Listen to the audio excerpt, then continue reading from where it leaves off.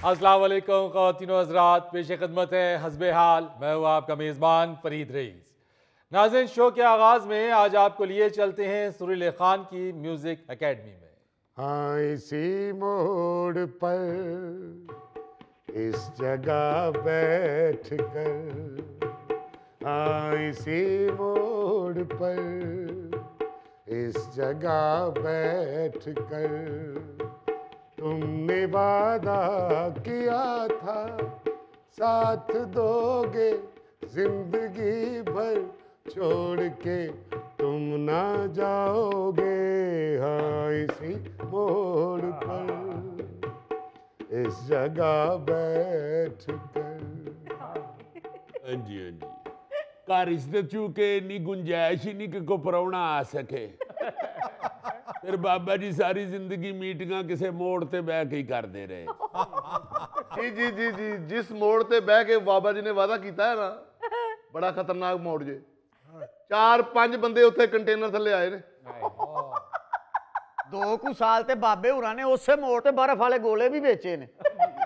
गर्मियां च गोले बेचदे सन, सर्दियां च उत्थे मंगदे सन। और नैशो, ओए ਇਹੋ ਜਿਹੀਆਂ ਗੱਲਾਂ करके मेरा दिल ना डराओ, कि मेरा ब्लड प्रेशर बड़ा हाई रहता है। ਇਹ ਬਲੱਡ ਪ੍ਰੈਸ਼ਰ ਹਾਈ ਨਹੀਂ। हाँ जी बेटा जी। ਉਹ ਜਿਹੜੀ ਤੁਸੀਂ ਮਸ਼ੀਨ ਕਿਸੇ ਕੋਲੋਂ ਮੰਗ ਕੇ ਲਈ ਹੈ ਨਾ, हाँ जी। ਉਹਦੇ 'ਚ ਸੈੱਲ ਕੋਈ ਨਹੀਂ। ਉਹ ਜਦੋਂ ਮਸ਼ੀਨ ਲਾਉਂਦੇ ਨੇ, ਮਸ਼ੀਨ ਕੱਖ ਨਹੀਂ ਦੱਸਦੀ, ਅੱਗੋਂ ਕਹਿੰਦੇ ਨੇ ਦੇਖ ਲੈ ਮਸ਼ੀਨ ਵੀ ਹਾਰ ਗਈ। आए चले चले होने दे बाबे का ब्लड प्रेशर हाई, कोई चीज तो हाई हो। इनका तो म्यार भी लो है, अंदाज भी लो है और बजट भी लो है। ओए और जहनीयत भी लो है। मे भी और तेरियां खैरां मेरे आ बच्चिया, और जिहो जिहा भूंड खां ने साडे नाल सलूक कीता है, वो इस टाइम ते मेरे नाल रह बच्चिया। अब वाकई सलूक तो बहुत बुरा किया है इस बच्चे ने। अल्लाह जानता है जो इन्होंने हमारे साथ किया है। अगर मेरी हल्की सी भी जायदाद होती, मैं इसे आग कर देता। क्या आग करना है आपने? आपकी पूरी जायदाद एक दाबड़े में आ जाती है।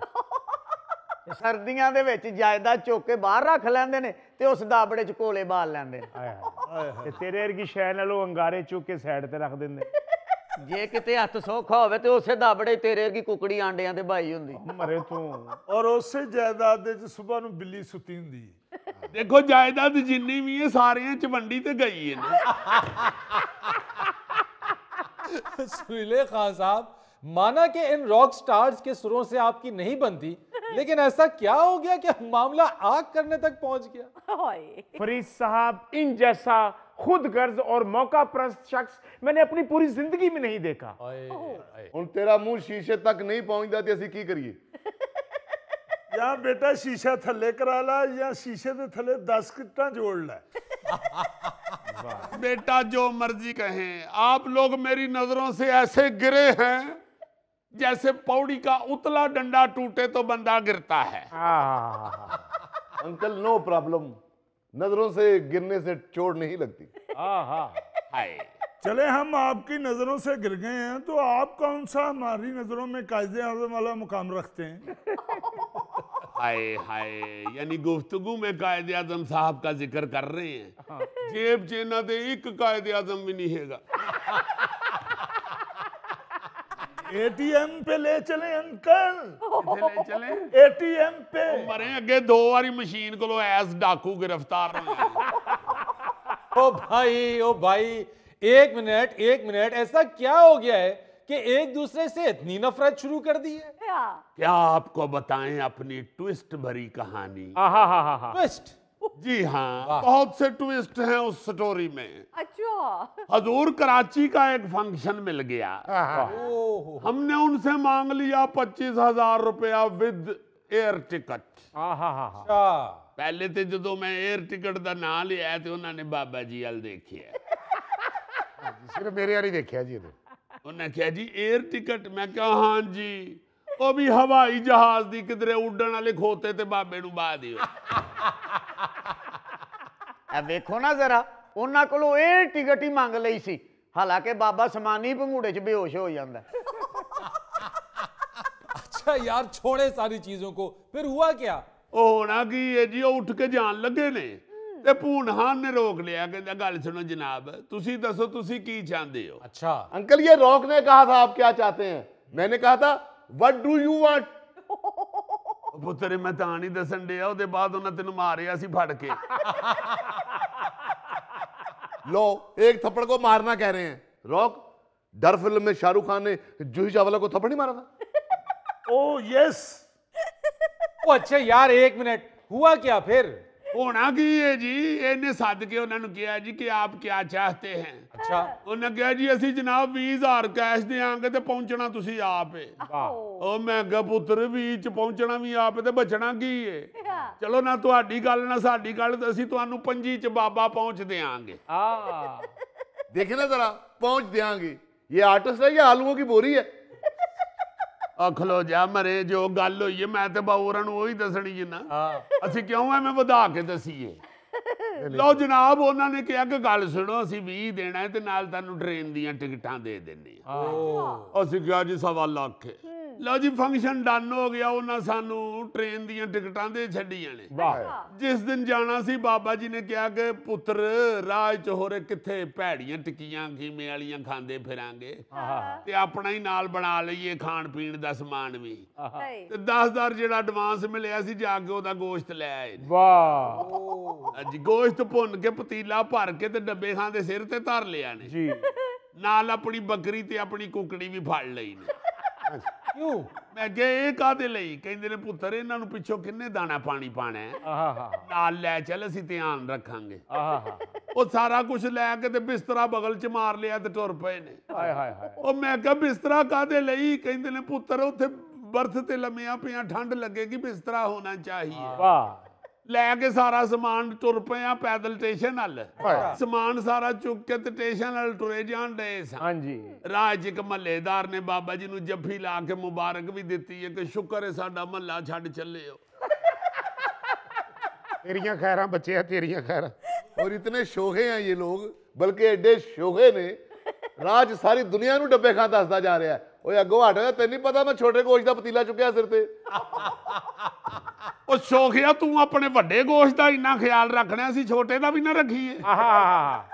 ਬਲਕਿ ਮੈਂ ਤੇ ਫਰੀਦ ਸਾਹਿਬ ਡੱਬੇ ਖਾਨ ਨੂੰ ਕਿਹਾ ਸੀ ਕਿ ਪੁੱਤਰ ਕਿਸੇ ਦੋਸਤ ਕੋਲੋਂ ਪਿਸਟਲ ਲੈ ਕੇ ਤੇ ਉਹ ਵੀ ਡੱਬ ਚਲਾ, ਸਿਰ ਤੇ ਛੋਟਾ ਗੋਸ਼ਤ ਚੁੱਕਿਆ, ਰਾਜ ਕੋ ਕੁੱਤਾ ਛੁੱਤਾ ਨਾ ਹੋਵੇ, ਕਿਉਂਕਿ ਕੁੱਤਾ ਛੋਟੇ ਗੋਸ਼ਤ का डाकू होता है। ਵਾਹ ਜੀ ਜਦੋਂ ਸਟੇਸ਼ਨ ਤੇ ਪਹੁੰਚੇ ਆ ਤੇ ਆ ਜਿਹੜਾ ਪਰਲਾ ਜੇ ਮੋਟਾ ਇਹ ਨਾਮੁਰਾਦ ਸਾਨੂੰ 4 ਨੰਬਰ ਪਲੇਟਫਾਰਮ ਤੇ ਲੈ ਗਿਆ। ਹਾਏ ਉੱਤੇ ਅੱਲਾ ਦਾ ਸ਼ੁਕਰ ਹੈ ਗੱਡੀ ਆਉਣ ਤੋਂ 3-4 ਮਿੰਟ ਪਹਿਲੇ ਮੇਰੇ ਸ਼ਾਗਿਰਦ ਡੱਬੇ ਖਾਨ ਨੇ ਰੇਲਵੇ ਲਾਈਨ ਦੇ ਉੱਤੇ ਕੰਨ ਲਾ ਕੇ ਤੇ ਸੁਣਿਆ।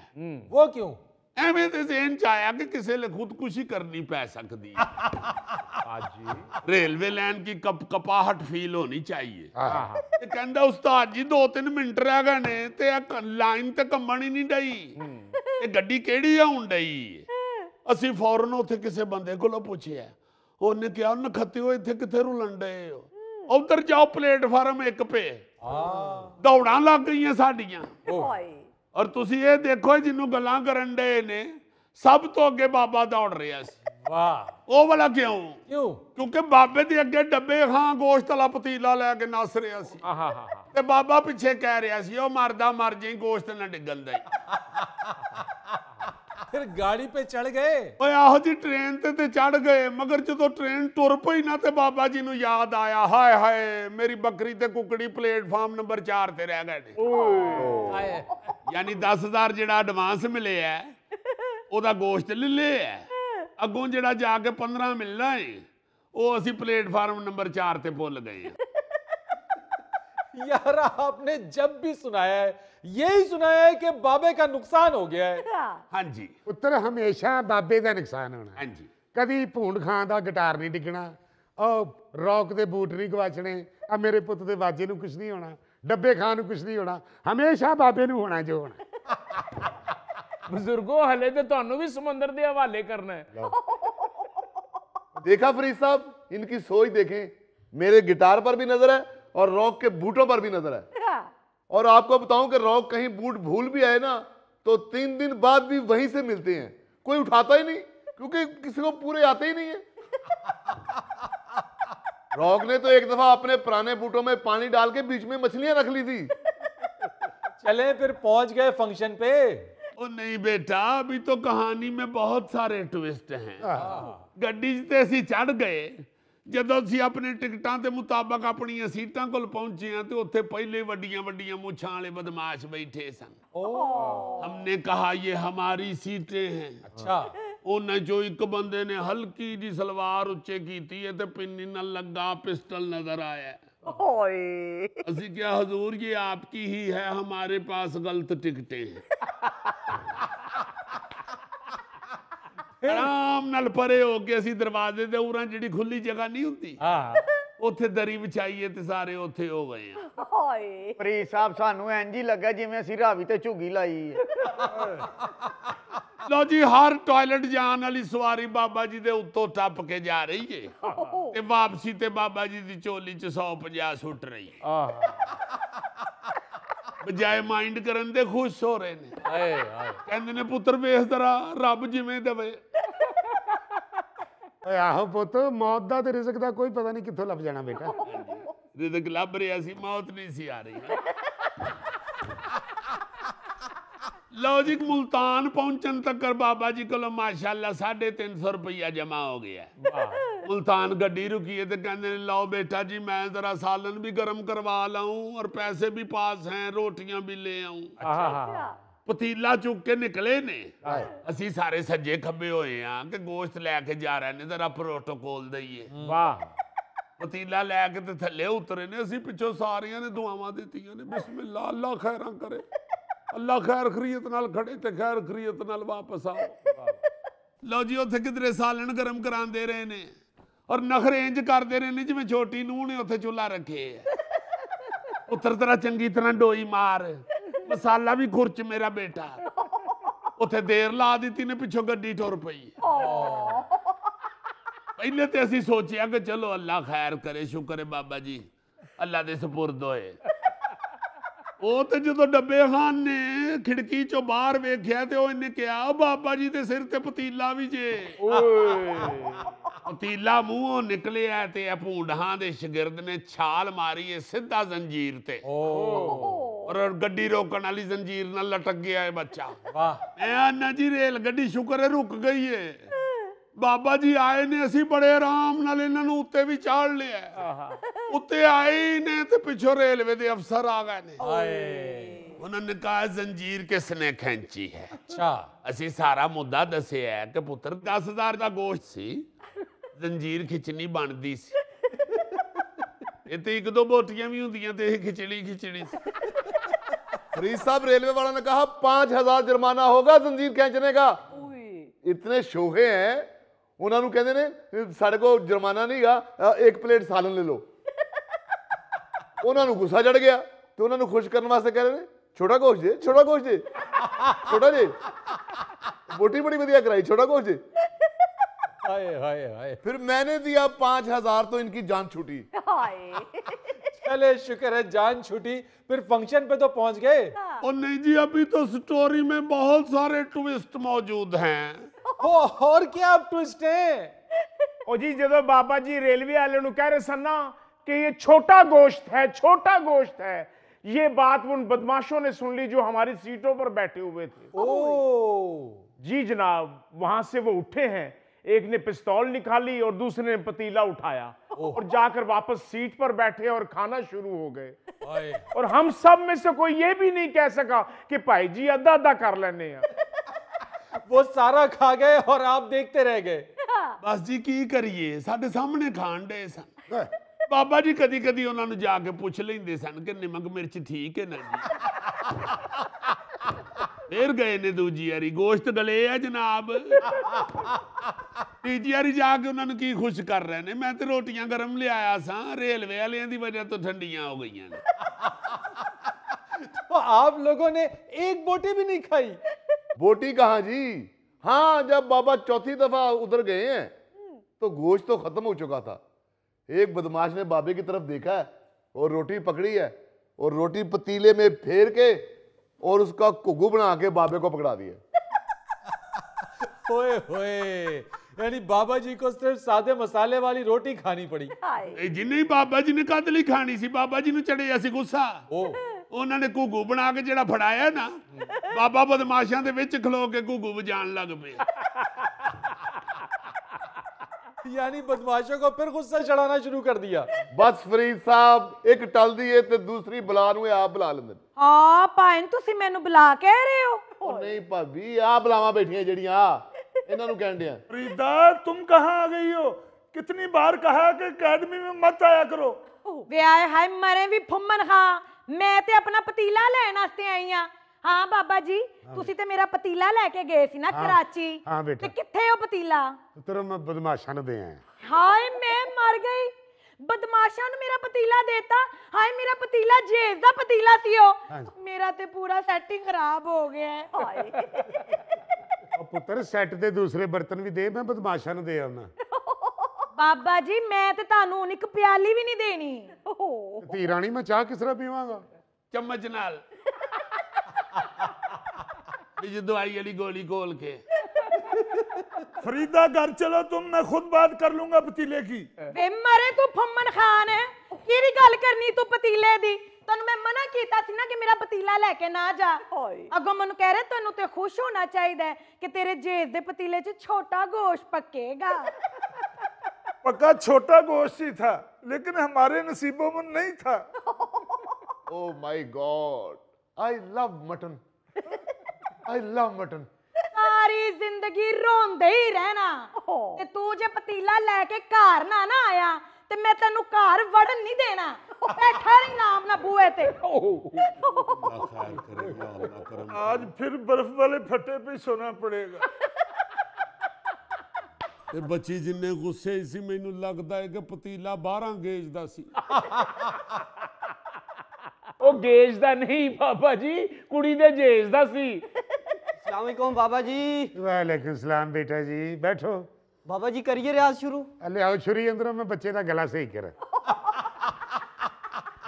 खैर है बाबा जी, क्यों तपे हो इन्हें? ओ भाई, यही स्टोरी तो मैं सुन रहा हूँ। एक मिनट ठहर जाओ जी, फिर क्या हुआ? बस जी बाबा जी बदमाशां च खलो के घुघू वजाण डे सन। डब्बे खान ने ਉਹੀ पतीला मूदा करके वजाना शुरू करता। रॉक स्टार उठ के परफॉर्म करन लग पे। ਤੇ ਅੱਲਾ ਦੀ ਰਹਿਮਤ ਉੱਥੇ ਸ਼ੁਰੂ ਹੋ ਗਈ ਹੈ। ਬਦਮਾਸ਼ਾਂ ਵੇਲਾਂ ਦੇਣੀਆਂ ਸ਼ੁਰੂ ਕਰਤੀਆਂ। ਹਾਏ ਹਾਏ ਹਾਏ ਹਾਏ ਹਾਏ, ਕਦੀ ਅਸੀਂ ਵੱਡਾ ਬੋਲ ਨਹੀਂ ਬੋਲਿਆ। ਆਜਜ਼ ਜੇ ਫਨਕਾਰ ਆ। ਕਰਾਚੀ ਪਹੁੰਚਣ ਤੱਕ ਸਾਨੂੰ 32000 ਹੋ ਗਿਆ। ਓਏ ਹੋਏ वाह वाह। ਲੈ ਜੀ ਜਦੋਂ ਅਸੀਂ 32000 ਲੈ ਕੇ ਕਰਾਚੀ ਪਲੇਟਫਾਰਮ ਤੇ ਉਤਰੇ ਆ ਤੇ ਬਾਬਾ ਜੀ ਤੁਹਾਨੂੰ ਪਤਾ ਵੱਡੇ ਬੰਦੇ ਤੇ ਵੱਡੀਆਂ ਗੱਲਾਂ ਕਹਿਣ ਲੱਗੇ, ਬੇਟਾ ਜਿਸ ਫੰਕਸ਼ਨ ਵਾਸਤੇ ਅਸੀਂ ਆਏ ਆ ਉਹਦੀ ਤੇ ਸਾਰੀ ਰਕਮ ਅਸੀਂ ਸਫ਼ਰ 'ਚ ਖਰਚ ਕਰ ਬੈਠੇ। ਅੱਧੀ ਖਰਚ ਕਰ ਬੈਠੀਆਂ ਤੇ ਅੱਧੀ ਅਸੀਂ ਲਾਹੌਰ ਪਲੇਟਫਾਰਮ ਤੇ ਭੁੱਲ ਆਏ ਆ। ਤੇ ਇੰਜ ਕਰੋ ਇੱਥੋਂ ਵਾਪਸੀ ਦੀਆਂ ਟਿਕਟਾਂ ਲਵੋ ਤੇ ਬਹਿ ਜਾਓ ਗੱਡੀ 'ਚ। वाह। बाबे और ने वापसी लाहौर दी टिकटां खरीदियां ने। लो जी बाबा जी वापसी की टिकटें लेके प्लेटफार्म पे आए हैं। तो फंक्शन वाले लैन आ गए ने। उन्हें कहा जी चले फंक्शन पे। बाबा जी फौरन पलटा मारे है, कहते ने कौन से फंक्शन पे बेटे? जो बाबा जी ने उर्दू बोली है तो थोड़ा जिहा ठिठिम्बरे ने। उन्होंने कहा कि हम आपको लाहौर बुक करके आए थे, आपकी शक्ल हमें याद है। बाबा जी ने फौरन पलटा मारे है, कहने लगे बेटे वो मेरे हम शक्ल मेरे बड़े भाई थे। आप बुक करके जब आ गए हैं तो पीछे से वो फौत हो गए थे। मैं तो खुद उन्हीं के अफसोस के लिए लाहौर जा रहा।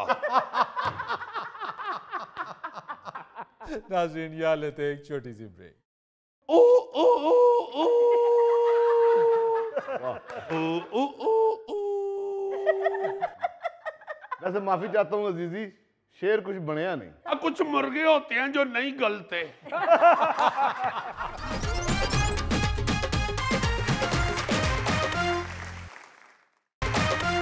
नाज़रीन, दिलचस्प और हैरानकुन खबर के लिए चलते हैं अजीजी की तरफ। नाज़रीन, न्यूज़ जेम्स बॉन्ड 009 तो आपको ऐसी खबर सुनाएगा कि आपको वो गाना याद आ जाएगा। नीम डर दी रब रब कर दी ते लोकी कहंदे छुई मुई छुई मुई। वाह वाह वाह वाह, न्यू जेम्स बॉन्ड, क्या फजूल तबसरा है।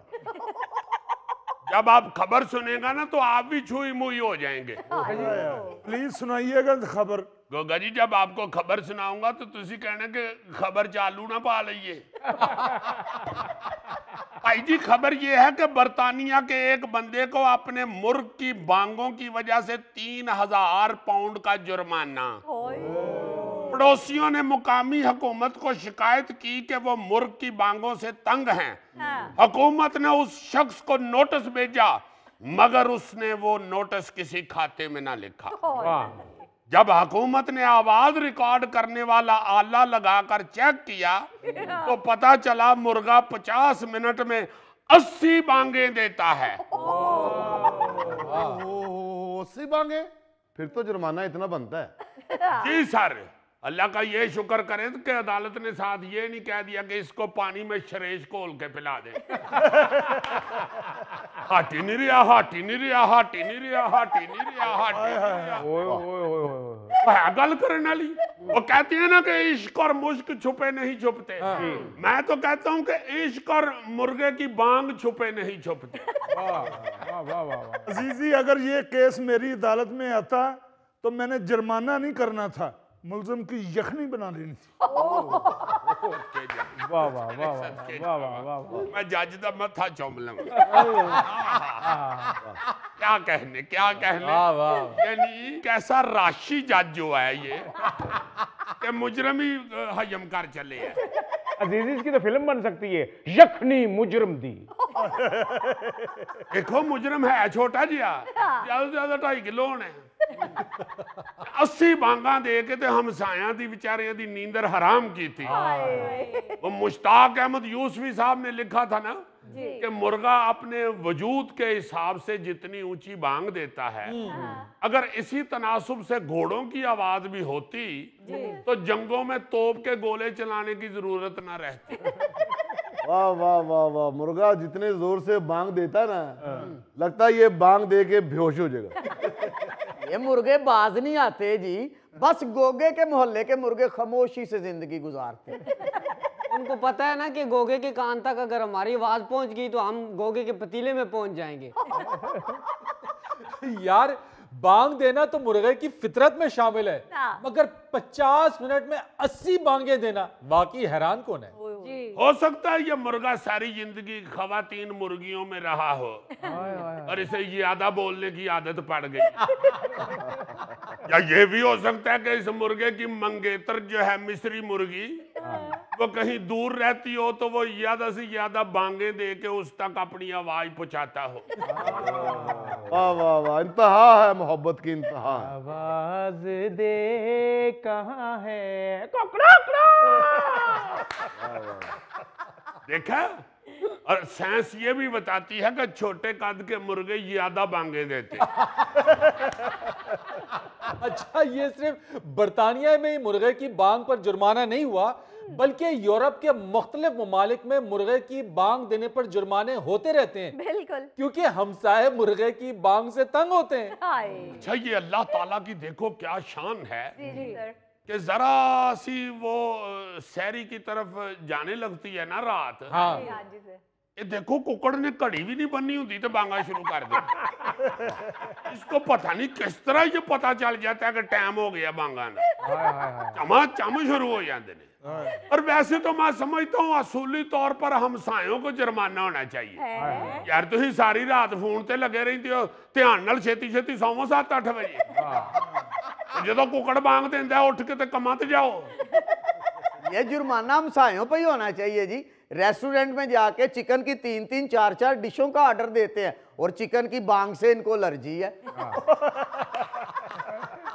भाई वो बेचारा हुण बांग भी ना दवे ते होर उहनूं फिर कैरम बोर्ड लै दिओ, अपने खोडे च कैरम बोर्ड खेडदा रहे।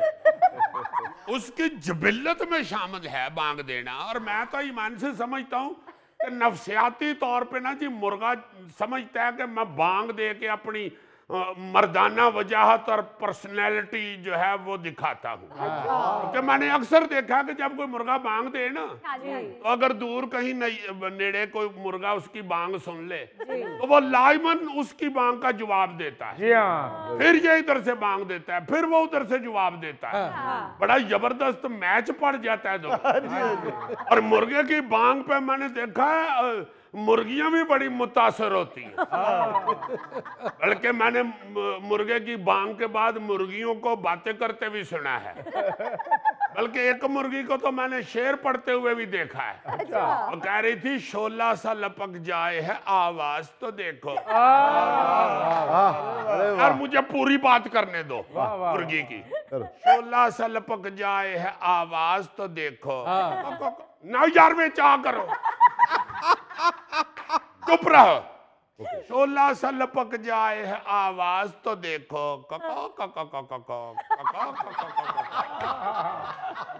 फिर पूरा होता है इस तरह।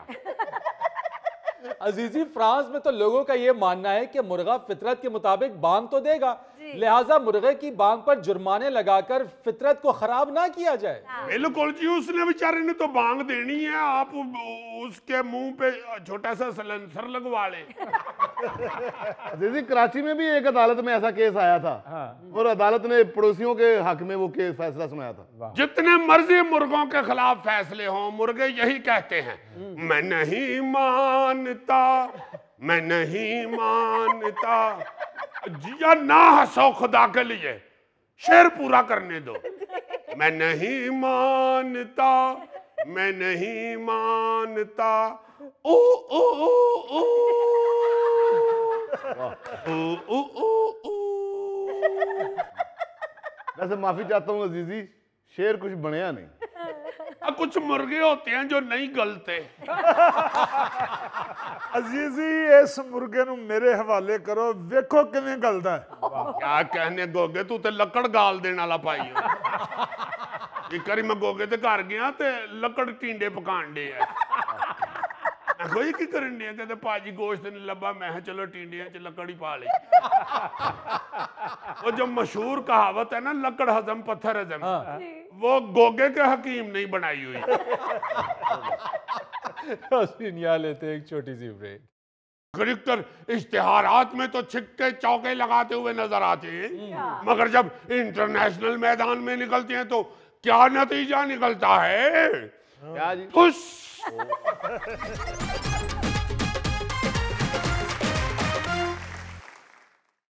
जी नादिर मलिक साहब, बहुत दिनों बाद तशरीफ लाए हैं, क्या हाल है? अल्लाह का शुक्र है भाई। जब कोई दुख होता है दिल में तो सुनाने के लिए, शेयर करने के लिए आप लोगों के पास आ जाती है। और वाह वाह, हाँ ये तो ठीक है। क्या हो रहा है आजकल? इंतजार हो रहा है भाई उन सुनहरे दिनों का जब ड्रामे बने और किस्तानियर हो तो सड़कें वीरान हो जाए। इंतजार हो रहा है कि कोई ऐसी फिल्म बने जो सिनेमा के अंदर आए तो टिकट लेने के लिए खिड़की तक हाथ पहुंचाना मुश्किल हो जाए। Oh my God. सर, वो सुनहरा दिन तो आना बाज़ाहिर मुश्किल नजर आता है, मगर फिल्म इंडस्ट्री की बहाली के लिए कोशिशें जरूर हो रही हैं। कोई जाने वो कोशिशें किस कछुए से रेस लगा बैठी हैं। फिलहाल तो उनका कोई नतीजा सामने बिल्कुल नहीं आ रहा। अभी तो सामने यही लोग बैठे हुए हैं। भाई फिल्म इंडस्ट्री सिर्फ जुबानी कलामी बातें करने से तो वापस नहीं आने लगी। अमली कोशिश बताओ कि क्या हो रही है। हाँ, मीटिंगें खेल रहे हैं और वो तो हर हुकूमत खेलती है। कागजी कार्रवाइयां होती हैं। मुमकिन है कागजी कार्रवाइयों में हमारी फिल्म इंडस्ट्री हॉलीवुड को भी मात दे रही हो। नहीं, भाग दौड़ तो बहुत हो रही है। और भाग दौड़ हो रही है, सबको अपनी अपनी दौड़ की पड़ी हुई है। भाई सीधी सीधी बात है, आप देखिए ना, गुज़श्ता 15-20 साल से पाकिस्तान की फिल्म इंडस्ट्री को बहाल करने की बातें बहुत होती है। जी। ऐलानात भी बहुत किए जाते हैं, लेकिन काम अभी तक मेरा ख्याल है कोई एक रत्ती भी शुरू नहीं हुआ। सिनेमाघर तो पहले ही ना होने के बराबर हैं। फिल्मों की तादाद भी इस कदर कम हो चुकी है।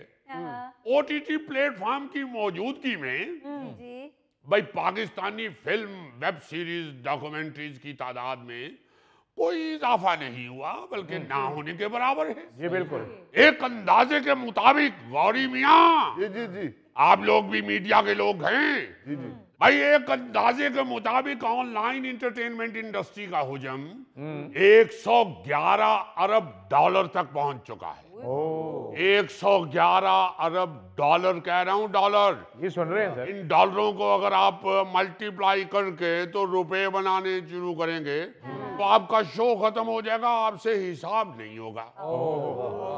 और आप देखिए दुनिया में इस वक्त फिल्म इंडस्ट्री का हुजम 50 अरब डॉलर के लगभग हो चुका है। अच्छा, यानी ऑनलाइन इंटरटेनमेंट ने फिल्म इंडस्ट्री को पीछे छोड़ दिया है। भाई क्या कर रहे हैं आप ऑनलाइन इंटरटेनमेंट के हवाले से? कुछ बता सकते हैं आप?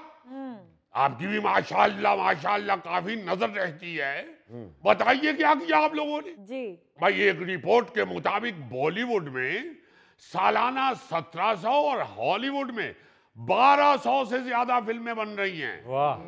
जबकि दुनिया भर में सालाना बनने वाली फीचर फिल्मों की तादाद 9000 के लगभग है, जिनमें से बांग्लादेश का हिस्सा सालाना 60 से 70 फिल्में हैं। अच्छा, और आप जानते हैं पाकिस्तान की कितनी फिल्में आ रही हैं सालाना? कितनी सर? 8 से 9।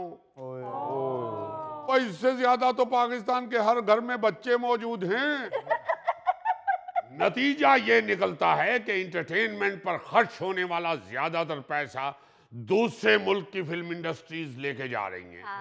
खास तौर पर बॉलीवुड, हॉलीवुड और तुर्क फिल्म ड्रामा इंडस्ट्री जो है, जी जी, वो भी पाकिस्तान में इंटरटेनमेंट का पैसा इकट्ठा कर रही है। ये पाकिस्तानी इस फील्ड में भी दूसरों की धड़ाधड़ जेबें भर रहे हैं और अपनी जेबें खाली कर रहे हैं। नाजिर मलिक साहब, हमारे यहाँ तो सिनेमा में जाकर फिल्म देखने का रिवाज ही खत्म हो चुका है। क्यों भाई, क्यों? बताइए बताइए बताइए, क्यों खत्म हो चुका है? अब वहां पे वो पहले जैसी मजेदार टिक्कियां नहीं मिलती। अरे बस कर दे, टिक्की पलटने वाले चमचे। असल बात ये है कि जब आप लोग सेहतमंद तफरी नहीं दोगे तो लोग फैमिली के साथ झक मारने थोड़ी आएंगे। आप अच्छी फिल्म बनाकर तो देखें, फिर देखो लोग आते हैं या नहीं। सही बात है। पहले भी जब अच्छी फिल्में बनती थी तो लोग फिल्म देखने ही नहीं बल्कि फैमिली के साथ आउटिंग और पिकनिक के लिए भी निकलते थे। अब भी अगर आप अच्छी फिल्म बनाएंगे तो लोग ऐसे आएंगे जैसे मिर्चें सूंघने के बाद छींकें आती। ये क्या मिसाल दे रहे हैं? अरे तुझे नहीं पसंद आई तो ना आए, उधर देखो कितना मजा आया उन लोगों को। और क्या कहते हैं कि बंदर क्या जाने अदरक का स्वाद। असल में भाई बात पता क्या है? बात बताऊं, हमारी प्रॉब्लम है हमें हर काम में हमेशा सबसे आखिर में होश आती है। जिस भी शोबे में जब सारी दुनिया कमा के माल बना चुकी होती है, अपना हिस्सा समेट चुकी होती है, तब हमें याद आता है अरे भाई हमने इस शोबे में क्यों नहीं नजर डाली। जब पानी सर से निकल जाता है। अरे क्या कहने हालां हराम है आपके चेहरे से लगा हो कि कहीं आप कोई भी पानी के नजदीक भी गए। मगर मिसाल आपने खूब दी है, बहुत अच्छी मिसाल दी है। आपने भी तो मिर्चों वाली बड़ी आरतियों वाली मिसाल दी है। अरे भाई अलग हट। मसला ये है कि हम शाम गुजर जाता है सिर्फ लकीर को पीटना शुरू कर देते। बिल्कुल सही। पाकिस्तानी फिल्में पूरी दुनिया में सुपरहिट हो सकती हैं अगर उसमें एज हीरो मुझे कास्ट करें तो। बहुत अल्लाह भाई, बहुत अल्लाह। अरे मियाँ पहले ही फिल्म इंडस्ट्री वेंटिलेटर पे लगी हुई है, अब उस वेंटिलेटर का स्विच निकाल के अपना हीरोइज्म का स्विच लगा रहे हैं। आप चेक तो करें मलिक साहब, चेक तो करें। ये कागजी फूल जैसे चेहरे मजाक उड़ाते हैं आदमी का। हाँ ये बात आपकी ठीक है, अगर मजाक वाली फिल्म बने तो वाकई हीरो फिट होते हैं। संजीदा लव स्टोरी की बात कर रहा हूँ। अरे क्या स्टोरी गारों में बननी है? हटी नहीं रहा। हम अपने आप को हीरो डाल के खट्टी फिल्म बना रहे हैं। नाजिर साहब, हुकूमती सतह पर तो जो खराबी है सो है, मगर इंडस्ट्री में भी तो वही मक्खी पे मक्खी मारने वाले लोग मौजूद हैं। भाई नई तकनीक, नए रुझानात, नए माहौल के मुताबिक हुनर सीख के आने वाले लोगों को चांस ही नहीं दिया जा रहा। ये हुई ना बात। बहुत अच्छी बात की आपने, बहुत अच्छी। Thank you. अगर मेरी जेब में चॉकलेट होती तो आपको एक बाइट जरूर दे देते। नाजिर साहब, सिर्फ एक बाइट? अल्लाह का शुक्र करे, एक बाइट तो हम सिर्फ आपकी भाभी को देते। अच्छा जी, बहुत शुक्रिया। भाई हमारा हाल वही है कि महंगे मेवाजात, अखरोट, बादाम, पिस्ते सब खरीद लेते हैं, लेकिन गजरेला बनाने का तब तक इंतजार करते हैं जब तक गाजरें 10 रुपए किलो ना हो जाएं। इसी तरह फिल्म साज हर जगह पैसा खर्च करने के लिए तैयार होते हैं, सिवाय महंगे टेक्निकल अमले के। उन्हें लगता है कि वही काम हमारे पुराने लोग 10,000 में कर देंगे, उसके लिए 50,000 क्यों खर्चे हम। भाई जो बंदा बाहर से नई टेक्निक या नए रुझानात सीख के आता है, अल्लाह कर गिर ना जाना, गिर ना जाना, गिर ना जाना। अरे अपना ख्याल कर, हम अल्लाह के फजल से अपने पाँव पे पक्के होते हैं। मैं आपकी बात से इत्तेफाक करता हूँ, अब तो कंप्यूटर पे बच्चे बहुत बहुत बड़ा काम कर रहे हैं। हाँ जी। ये देखिए कैसी अच्छी बात की है कंप्यूटर के चूहे ने। अरे भाई जो नए लोग सीख के आए हैं और हैं यहाँ, हाँ जी। पाकिस्तान में ऐसे लड़के मौजूद हैं, बिल्कुल। कोई उनका हाथ थामे, हाँ जी। उनको हौसला दे, उनकी मदद करें। सही। हुकूमती सतह पर अगर उनको सपोर्ट किया जाए तो वो ऐसा ऐसा काम करके दिखाएंगे, आप हैरान रह जाएंगे।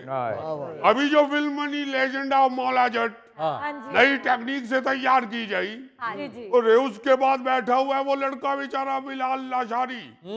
भाई आपके पास इतना अच्छा टेक्निकल आदमी मौजूद है, क्या कभी किसी हुकूमत ने उसे बुला के कहा कि भाई अगली फिल्म क्यों नहीं बना रहे? ऐसे और भी लड़के मौजूद हैं। अच्छा, उसने तो चलो हिम्मत करके एक फिल्म बना ली, जी। ऐसे ऐसे लोग मौजूद हैं जिन बेचारों को एक फिल्म बनाने की भी तौफीक नहीं मिली। तो भाई बात ये है कि जब आप दुनिया पे लड़ने के लिए बाहर निकलते हैं तो फिर आपका पता चलता है आप किस तैयारी में हैं। सही। आप अपने क्रिकेट के मैदान में देख लीजिए, आपके क्रिकेटर इश्तिहारात में तो छिक्के चौके लगाते हुए नजर आते हैं, मगर जब इंटरनेशनल मैदान में निकलते हैं तो क्या नतीजा निकलता है? क्या जी? देखना आप खुद ना गिर जाइएगा। खुदा ऐसे लगता है कि गुब्बारे का मुंह बांधे बगैर उसे छोड़ दिया गया। हाय हाय हाय। और वो बेचारा ठुस। वाह वाह वाह वाह वाह वाह, मलक साहब आपने जो बगैर मुंह बांधे गुब्बारा छोड़ा ना, इससे मालूम होता कि आप बड़ी बारीकी से टीवी देखते हैं। और अभी तो हमारे पास और बहुत सी आइटमें मौजूद हैं। बताए ना, बताए ना, बताए ना। जो साल में इक्का दुक्का फिल्म बनती है, उसका शोर होगा ऐसे हो रहा होता है जैसे बेन हुर तैयार हो रही। और जब वो स्क्रीन पे चलती है तो ऐसे चल रही होती है जैसे हमारे दादा हजूर छब्बन मियाँ की 85 साल पुरानी गाड़ी चलती है। ये किस तरह चल रही गाड़ी? इस गाड़ी में ऑपरेशन वाला बंदा नहीं बैठ सकता, क्योंकि ये इतने हचकोले लेती है कि उसके सारे टांके खुल जाते हैं। तो नाजिर साहब आप बताइए इसके लिए क्या किया जाए? भाई करना क्या है, हुकूमती सतह पर टेक्निकल वर्कशॉप का एहतमाम होना चाहिए। हुकूमत बताए, अपने फिल्म इंडस्ट्री के लोगों को बताए कि भाई देखिए किस तरह किस सतह पे काम हो रहा है, आप इस सतह पे क्यों नहीं करते? अगर आप करना चाहते हैं तो बताइए आपको प्रॉब्लम क्या है। सारे लोग पाकिस्तान में जितने भी फिल्म इंडस्ट्री को टेक्निकली जानने वाले लोग हैं, जी जी। और जो बाहर के ममालिक से सीख के आए हैं, उन सबको उन वर्कशॉप में बुलाएं, वो लोगों को बताएं, वो फिल्म साजों को राजी करें, वो सरमायादारों को राजी करें कि भाई ये एक बहुत बड़ा काम है, अरबों डॉलर इससे कमाए जा रहे हैं। आप भी इस अगर इंडस्ट्री के अंदर आते हैं, इस बिजनेस में आते हैं, तो आप भी करोड़ों रुपया कमा सकते हैं। बिल्कुल। भाई अब तो खौफजदा हो के फाइनेंसर आपकी फिल्म इंडस्ट्री में आता ही नहीं है। वो कहते भाई घाटे का सौदा हम क्यों करें, अलग यहाँ लेते हैं एक छोटी सी ब्रेक। झाड़ू फेरो अमान से, अगर ना स्मार्ट हुए तो तब कहना। हाँ, अगर झाड़ू भी मैंने फेरना है तो फिर खाना कौन बनाएगा? ये नहीं जी पतला हो सकता।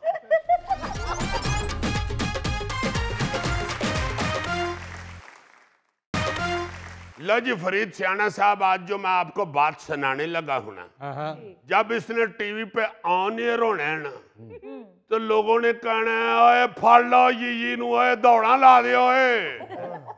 तो तुम ऐसी बात ही ना करो कि लोग तुम्हें पकड़ने के लिए दौड़े।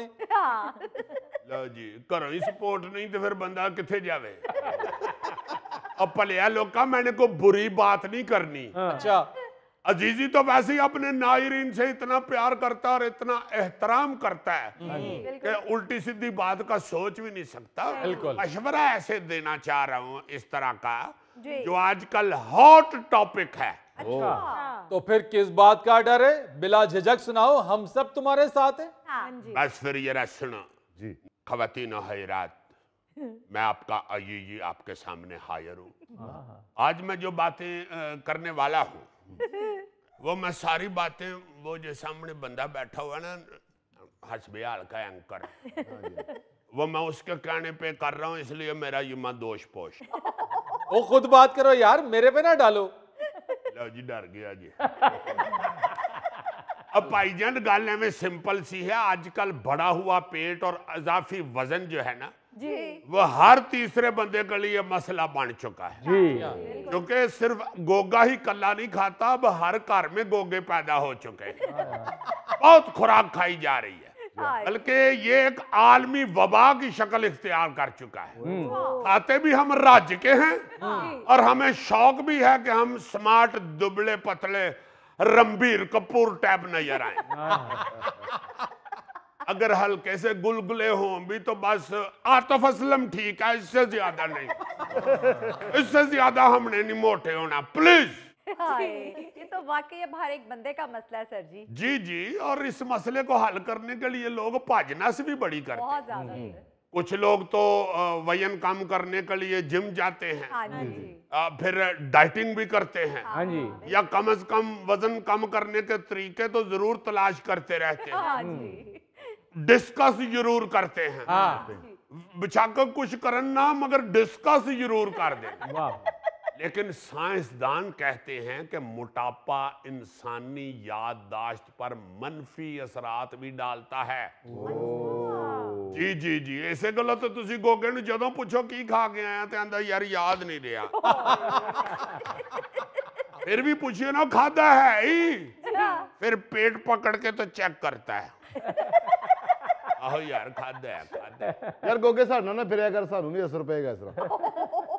अच्छा, वाकई सबसे बुरा असर मोटापे का ये होता है कि इंसान ये भूल जाता है कि उसने अभी खाना खाया था और अब दोबारा खा रहा है। जी जी, इसलिए ज्यादातर जो लोग हैं ना जी, वो सिर्फ ख्वाब देखते हैं। ना तो उनको डाइटिंग करनी पड़े, ना वर्जिश, बस अचानक कोई यहो जिहा नुस्खा लब जावे कि एकदम असी बाहर निकलिए तो साडी बेगम कहे ओ रणबीर कपूर।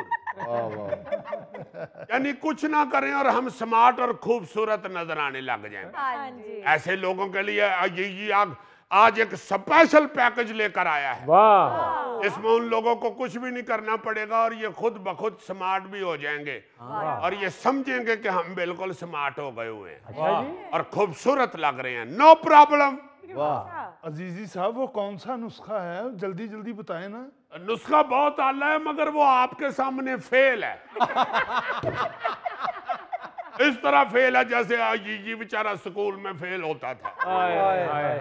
अच्छा जी, नुस्खा सीधा सा है। ऐसे लोग जो समझते हैं कि उनका वजन ज्यादा है, उनके लिए सबसे पहला फार्मूला तो ये है कि वो अपने मौजूदा इलाके से हिजरत कर जाएं। क्योंकि उनका वजन बिल्कुल ठीक है लेकिन वो गलत इलाके या सियारे पे रह रहे हैं। अच्छा जी, क्या फजूल बात कर रहे हो यार? अभी आपको मैं साबित करता हूं। जमीन के मुकाबले में मुरीख पर कशिश सिकल कम होने की वजह से वजन सिर्फ 1/3 रह जाता है। अगर जमीन पर बंदे का वजन 150 किलोग्राम है ना, तो मरीख पर उसका वजन सिर्फ और सिर्फ अपना 50 किलो रह जाएगा। यानी आपने सिर्फ मरीख पे प्लाट बुक कराना है और आपका वजन साथ ही ठीक हो जाना। और वैसे भी एलन मस्क जो है उसने मरीख ते प्लाटा दी सेल ला दी है। अच्छा जी, हाँ जी, ओदा भी कारोबार चल जाएगा तो तुम भी स्मार्ट हो जाओगे। अच्छा, दूसरा तरीका ये है कि अगर आप बढ़े हुए पेट से परेशान हैं तो सिर्फ पाकिस्तान से इथोपिया के बूदी कबीले में शिफ्ट हो जाए। वहां एक बूदी कबीला है, वहां अगर कोई बहुत मोटा बंदा शिफ्ट हो जाए ना जी, उनमें जाकर मिक्स हो जाए तो वो दुनिया का खूबसूरत और सुपर फिट इंसान भी होगा और बल्कि वो उसे ताज भी पहनाएंगे, एजाजात से नवाजेंगे। क्योंकि इथोपिया का बूदी कबीला हर साल मर्दों का मुकाबला करवाता है ताकि देखा जा सके कि सबसे बड़ा और खूबसूरत पेट किस नौजवान का है। इस मुकाबले में हिस्सा लेने वाले नौजवान कई कई महीने हर काम छोड़ के सिर्फ बह के खाते रहते हैं। जिस तरह गोगा नहीं देखते सराने बह जाता नाल नाल दुआ मंगदा, या अल्लाह उतो कोई आ ना जावे। इस तरह वो बोधी कबीले के लोग देखों के सराने बैठ जाते हैं। अच्छा, क्योंकि मुकाबला करीब आ रहा होता है। इस तरह पहलवान का मुकाबला करीब आए तो फिर तड़ा तड़ खाड़े में जाके वर्जिश करता है ना। इस तरह ये बोधी कबीले के जो लोग हैं, इनका जब खूबसूरती का मुकाबला होता है तो ये कई कई महीने पहले किचन में घुस के तो शुरू हो जाते हैं और टका के अपना पेट बढ़ा लेते हैं। और अगर आप खातून हैं तो फिर भी आपके पास एक ऑफर है। अच्छा, जी हाँ, आप मोरितानिया में शिफ्ट हो सकते हैं। अच्छा। जी हाँ, वहां पे मोटी औरतें नहीं कहना चाहिए। हाँ, खवातीन भी देख रही होती हैं, बहने माएँ भी। वहां पे माशाल्लाह सेहतमंद खवातीन को खूबसूरत समझा जाता है। उथों दा भी यलवा होते बड़े ही आसानी दे नाल जाके उथे खूबसूरत खवातीन दे विच फिरो। ये क्या बात हुई सर? हाँ हाँ, ईमान से मोरितानिया में उस वक्त तक औरत को खूबसूरत ही नहीं समझा जाता जब तक वो माशाल्लाह सेहतमंद ना हो।